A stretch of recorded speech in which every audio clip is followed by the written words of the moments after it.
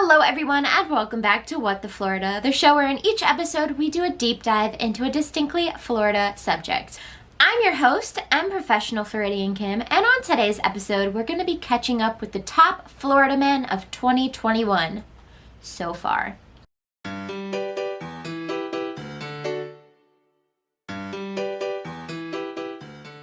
Couple of housekeeping notes before we get started. If you haven't already, please subscribe to my channel. I am slowly growing and I get so excited every time I get a new subscriber, so please, if you haven't, hit the subscribe button and also like this video if you like it. Helps boost my engagement in the algorithm and gives me warm fuzzy feelings when I see those big ol' thumbs ups. Also, one more thing, I am shooting on my brand new camera. I am usually shooting on my cell phone, but I finally committed and bought myself a pretty expensive Canon camera, at least expensive in my opinion, but I really like it so far. This is the very first video I'm shooting on it, so if things seem weird, sound weird, or at a weird angle, I am just trying to get used to it and figure out everything. So please bear with me. I'm sorry if I go in and out of focus or whatever.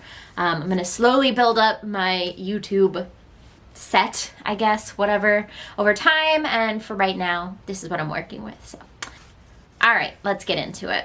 So we are about a quarter of the way through 2021. It is April as of this upload. And so I figured we'd check in, see what the Florida men are up to. So without any further ado, let's get into the very first Florida man of 2021. Florida man makes ghostly guitar out of his metalhead uncle's skeleton. Or did he? Prince Midnight is a Florida resident and metal musician based out of Tampa, Florida, and he was in the news as recently as late February for supposedly making a guitar out of his late uncle's skeleton. According to Prince Midnight, his uncle died in a car crash in the 90s, and they donated his body to science. Once science no longer needed his body, Prince Midnight obtained his skeleton and made this guitar, which he refers to as the Skelecaster. Half Fender, half Uncle Philip. Okay. Florida man. His Uncle Philip was a metalhead, and he was also the first person to introduce Prince Midnight to the genre of metal, and so he figured this was the best way to honor his late uncle's legacy. There are, of course, some skeptics. The Tampa Bay Times are questioning Prince Midnight's story, stating he looks quite similar to a local prankster called Odilon Ozair. I hope I pronounced that right, I don't know. Personally, to me, it kind of looks like a Halloween decoration skeleton, but I've obviously not seen it in person, so you never know when it comes to Florida man. What do you think? Let me know in the comments down below. Does this look like a real skeleton to you? Pretty metal either way. All right, next up. Florida man sentenced to 7 years in prison for claiming to be associated with Wu-Tang Clan and Rock Nation to scam hotels. 29-year-old Florida man and his accomplice pled guilty to conspiracy to commit wire fraud. The Florida man was sentenced on March 20th to federal jail time for impersonating members of Wu-Tang Clan and Rock Nation, which is Jay-Z's record label company thing.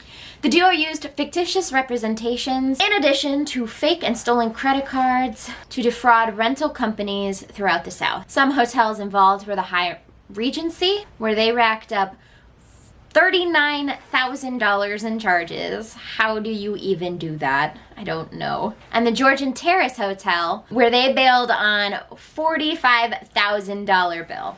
In addition to a sentence, the Florida man is required to pay about $30,000 to the hotels, as well as he will be under supervision for 3 years after his release. His co-defendant and accomplice is still waiting to be sentenced.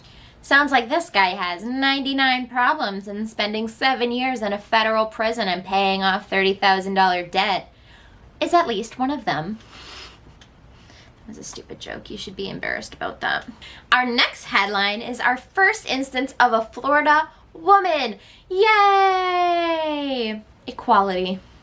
Florida mom shows up to daughter's school wearing a boxing glove, fights a child, gets arrested.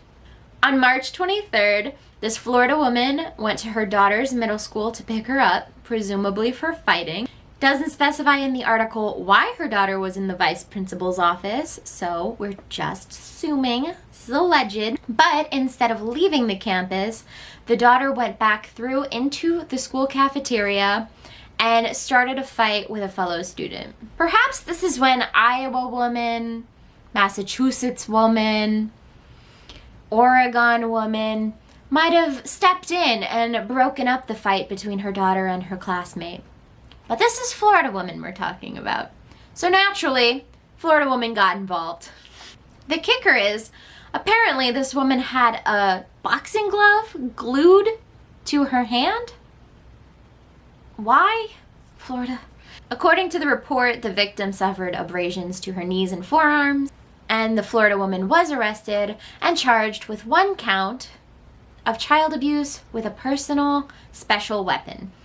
Equal opportunity idiots all around us. And finally, we're saving the best for last. The Super Bowl happened here in Tampa in February and actually included the Tampa Bay Buccaneers. The Buccaneers did actually end up winning the Super Bowl, taking home the special trophy, whatever they call it.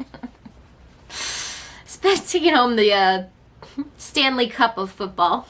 Let me look it up. The Lombardi trophy. But it was the newest addition to the team that was making headlines during the post-game celebration. A brand new Florida man transplanted here recently from where else but the Northeast. Tom Brady completes pass with the Lombardi trophy before being helped off a boat. Alright, I'm gonna level with you guys. If you've never partied in Florida, listen up. There's something you have got to understand. Drinking is one thing. Day drinking, whole different animal. But day drinking in the sun on a boat, top tier. That's expert level partying. Some people, they're not ready for it. Tom Brady, apparently one of them. He just wasn't ready for it, people. So the Tampa Bay Buccaneers held a boat parade in celebration of their big Super Bowl win. I guess this was their sort of COVID-friendly version of a normal post-Super Bowl celebration. Fine, fair enough. This was the Buccaneers' first NFL title in 18 years. So there was a lot to be celebrated. At one point,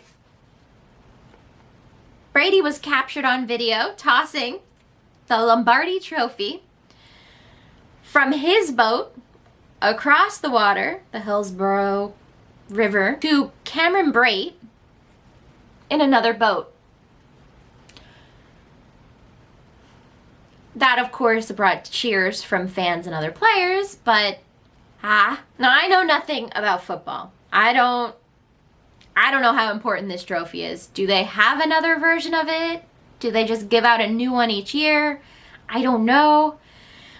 But I have a feeling if that thing sunk to the bottom of the Hillsborough River, there would have been some problems. Good thing he's the best quarterback in the league. I fully say that knowing absolutely nothing about football. I'm so sorry. The only thing I know about football is Marshawn Lynch is a babe, and I love him so much, and I don't even know if he still plays anymore. Sorry if saying Tom Brady is a good player is controversial. But I don't have any stakes in this, so Brady was later helped off of his boat, something he blamed on the celebrations. He tweeted this: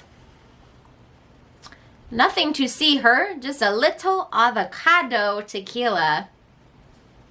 Spoken like a true Florida man. Recently, he re-signed with the Buccaneers for a 4-year contract. So maybe next year, if Tampa Bay wins again, we'll have yet another wild, weird, fun Florida man celebration story out of him. It's good because we like to give our transplants a lot of time to really flourish and grow within the Florida man space. We want our Florida men to be the best, worst they can be. So with that was all our Florida man and woman for 2021 so far. I will catch up with them again in a few more months. Who was your favorite of the bunch? Let me know in the comments down below. Like I said before, please like this video. If you liked it, share it. You know, boost my engagement. Subscribe if you haven't already. I post new videos every second and fourth Friday of the month with a few extra videos thrown in. April happens to have 5 Fridays, so I'm actually going to throw in an additional third video at the very end of this month. Keep an eye out for that. Thank you guys so much for watching. I appreciate it as always. I will see you in the next video. Bye!